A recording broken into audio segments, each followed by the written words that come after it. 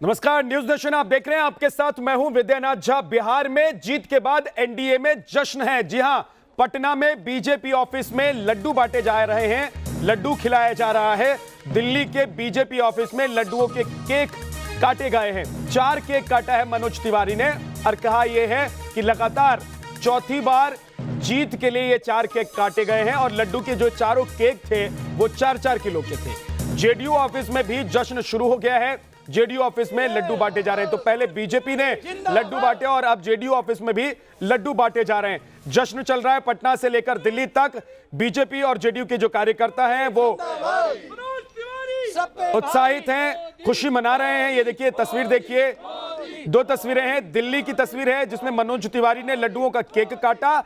4 cake उन्होंने एक साथ काट दिए और कहा कि 4 बार लगातार, क्योंकि सरकार बन रही है नीतीश कुमार की, तो इसलिए 4 केक उन्होंने काट लिया है। लेकिन लड्डू का ये केक था, ये खास तरीके का केक था जो लड्डू का बनाया गया था। और दूसरी तरफ पटना की तस्वीर आप देख रहे हैं। बीजेपी में खुशी की लहर है और शानदार परफॉर्मेंस बीजेपी की तरफ से बिहार में हुआ है। जाहिर सी बात है कि कार्यकर्ता और नेता इसका जश्न भी मना रहे हैं। पटना में बीजेपी कार्यालय में बंट रहे हैं लड्डू। जी हां, जीत के बाद की आज जो सुबह है वो खिली हुई धूप के साथ आई है। और तस्वीर देखिए, जो नए विधायक हैं, मतलब जो जीते हैं, यूं तो संजीव चौरसिया दीघा से पुराने विधायक हैं, उनके चेहरे पर भी खुशी है और सभी को लड्डू बांटा जा रहा है। तो आज बीजेपी कार्यालय की खास तस्वीर, सभी को लड्डू खिलाया। बिल्कुल बिल्कुल बिल्कुल, बहुत खुशी है। बिल्कुल, कल की जीत में भी आप शामिल थे और आज भी आप शामिल हैं। आप भी खाएं लड्डू, स्वागत है सबका। जरूर कहूँगा। संजीव जी, लड्डू बहुत मीठापन लेकर आया है आज। सर, पूरा दृष्टिकोण, पूरा विकास के काम का आयाम दीघा विधानसभा की जनता ने जो भारी बहुमत दिए हैं, निश्चित तौर पर मैं बहुत बहुत अभिवादन करता हूं। सरकार बन गई फिर से आप लोगों की। एकदम सरकार बनना ही था। जारी रहेगा निश्चित तौर पर बिल्कुल। तो देखिए, ये बीजेपी कार्यालय की तस्वीर जहाँ पर लड्डू बट रहे हैं, लोग लड्डू खा रहे हैं, कार्यकर्ता पहुँचे हैं, विधायक पहुँचे हैं। तस्वीर ये बता रही है कि किस तरीके से पूरा माहौल जो है इस वक्त बीजेपी का बदल गया है। लड्डुओं का दौर चल रहा है और ये एक खास मौका है जहाँ पर बीजेपी इस मौके को हर तरह से सेलिब्रेट करना चाहती है। सभी को घूम घूम कर लड्डू खिलाया जा रहा है और तस्वीरें बताने को काफ़ी कि कैसे इस जीत को बीजेपी बड़ी जीत मानती है, क्योंकि ये जीत आसानी से नहीं मिली है, जद्दोजहद के बाद मिली है और बाल बाल बच गई है सरकार। ऐसे में जीत का जश्न लाजमी है। वीडियो जर्नलिस्ट सत्येंद्र के साथ रजनीश सिन्हा, न्यूज नेशन, पटना। एक और तस्वीर देखिए, पटना के जेडीयू ऑफिस की यह तस्वीर है जहां पर जश्न मनाया जा रहा है। यहां पर नीतीश कुमार और प्रधानमंत्री नरेंद्र मोदी दोनों की तस्वीर लोग अपने हाथ में लेकर पहुंचे हैं।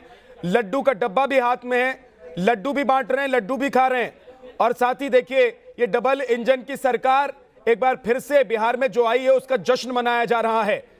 नीतीश कुमार और प्रधानमंत्री नरेंद्र मोदी मिलकर विकास के एक नए पैमाने तक ले जाएंगे बिहार को, ऐसा वादा किया गया है। और अब क्योंकि जीत मिली है, बहुमत मिला है एनडीए को, तो बीजेपी और जेडीयू दोनों ऑफिस में जश्न मनाया जा रहा है। साधना भारती कांग्रेस की प्रवक्ता हमारे साथ हैं, रजनीश पटना से हमारे साथ जुड़ गए हैं, विकास चंद्रा दिल्ली से हमारे साथ जुड़े हुए हैं। लेकिन साधना जी, तस्वीरों में हम देख रहे हैं, आपने भी देख लिया कि लड्डू बांटे जा रहे हैं जेडीयू और बीजेपी के दफ्तर में। लेकिन आप लोग अपनी जीत, अपने हार को कैसे देख रहे हैं? क्योंकि आप लोगों का परफॉर्मेंस तो बहुत ही खराब हो गया। सीमांचल इलाके में भी आप लोगों के हाथ सीट नहीं लगी। दूसरी तरफ इस बार 70 सीट पर लड़ने के बावजूद सिर्फ 19 सीटें आप लोगों को मिली हैं। साधना जी, मैं आपके पास आ रहा हूं। एक सेकंड, जरा मेरे सहयोगी रजनीश कुछ दिखाना चाहते हैं, कहना चाहते हैं। रजनीश, दिखाइए।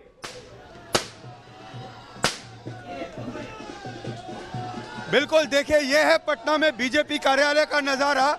पटाखे छोड़े जा रहे हैं, किस तरीके से जश्न मनाया जा रहा है। और ये तस्वीर है अबीर गुलाल के साथ। नितिन नवीन बांकीपुर से चुनाव जीते हैं। तस्वीरें बता रही हैं कैसे ये जश्न का माहौल है इस वक्त बीजेपी के प्रदेश कार्यालय में। नाच रहे हैं, झूम रहे हैं कार्यकर्ता। ये पूरा जश्न इस वक्त पटना के बीजेपी प्रदेश कार्यालय में मनाया जा रहा है। देखिए कार्यकर्ता किस तरीके से जीत का जश्न मना रहे हैं। ये है जीत की तस्वीर। पटना में इस वक्त बीजेपी प्रदेश कार्यालय में जगह जगह से कार्यकर्ता पहुंच रहे हैं, जो कैंडिडेट जीते हैं वो पहुंच रहे हैं। जिस तरीके से नितिन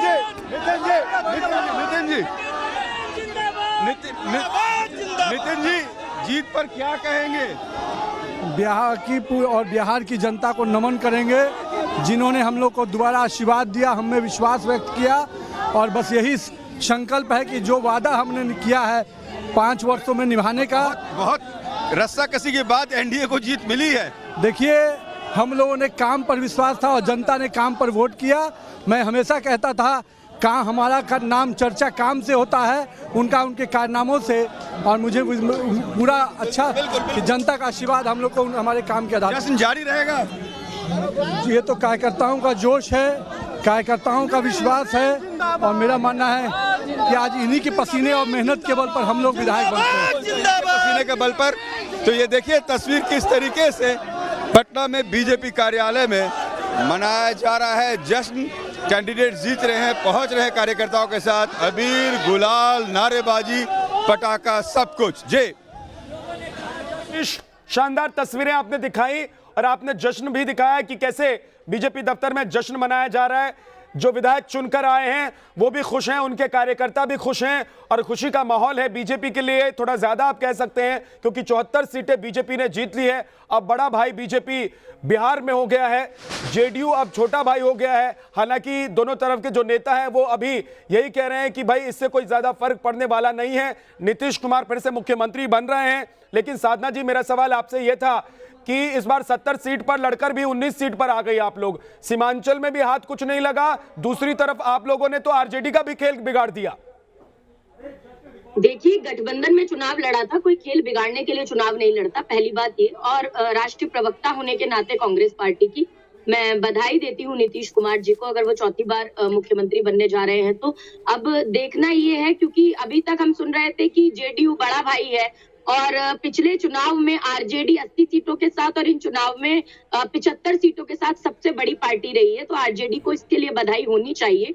और लेकिन सोचने की बात है, कल तक मैं सुन रही थी, डिबेट्स में थी सुबह से, तो बड़ा भाई जेडीयू था, दोपहर तक आते आते एक डिबेट में शाहनवाज हुसैन जी ने कह दिया कि जुड़वा भाई हो गए, अब आज आते आते तक छोटा भाई हो गया है। तो अब देखना है कि छोटा भाई मुख्यमंत्री बने, ऐसी उम्मीद करते हैं हम। और पिछली बार तो बिहार में लोकतंत्र की हत्या करके लूटतंत्र बनाकर सरकार में आ गई थी भाजपा। अपराजिता जी भी हमारे साथ जुड़ रही हैं, वो आपके सवालों का जवाब देंगी, जो आप कह रहे हैं उसका जवाब वो देंगी। लेकिन एक बार तस्वीर दिखाते हैं अपने दर्शकों को। देखिए, जीत के बाद नीतीश कुमार कैमरे के सामने आए हैं। नीतीश कुमार एक बार फिर से मुख्यमंत्री बनने जा रहे हैं बिहार में, 7वीं बार वो मुख्यमंत्री पद की शपथ लेंगे। लेकिन जीत के बाद पहली बार नीतीश कुमार सामने आए हैं, कैमरे के सामने आए हैं। ये तस्वीर देखिए नीतीश कुमार की। कल उठापटक के बाद, यानी कि कभी ऐसा लग रहा था कि महागठबंधन आगे निकल जाएगा, कभी ऐसा लग रहा था कि एनडीए इस चुनाव में बाजी मार लेगा, लेकिन आखिरकार रात में जब नतीजे साफ हुए तो एनडीए को 125 सीटें मिल गई, बीजेपी के खाते में 74 सीटें आई और जेडीयू के खाते में 43 सीटें आई। कुल मिलाकर हुआ यह कि नीतीश कुमार एक बार फिर से मुख्यमंत्री बने, इसका रास्ता साफ हो गया।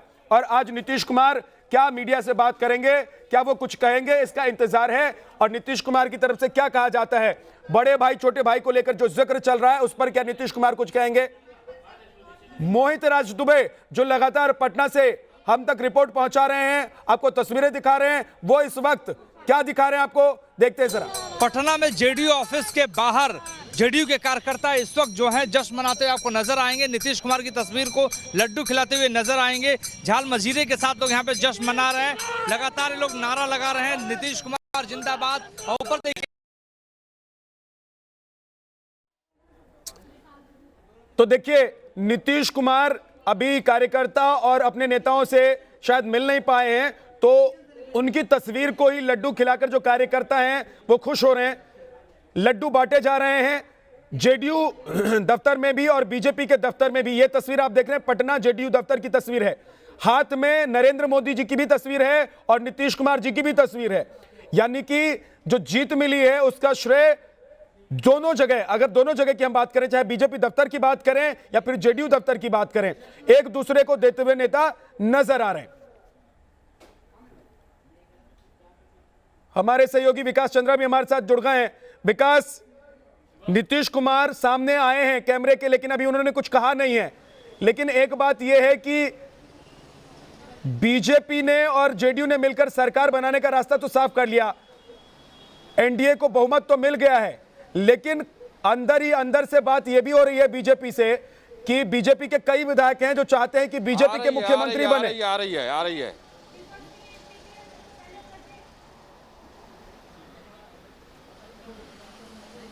अभी याद आया है।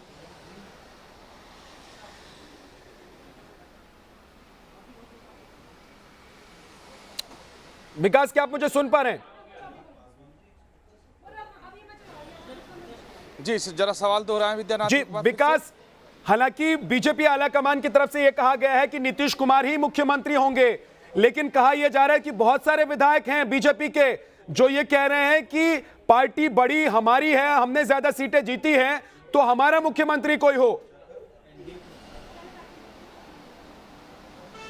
जी बहुत सारे विधायक नहीं, पार्टी के तमाम पदाधिकारी, वरिष्ठ नेता, केंद्रीय मंत्री, जो पार्टी के रणनीतिकार सभी ये बात कहने लगे हैं।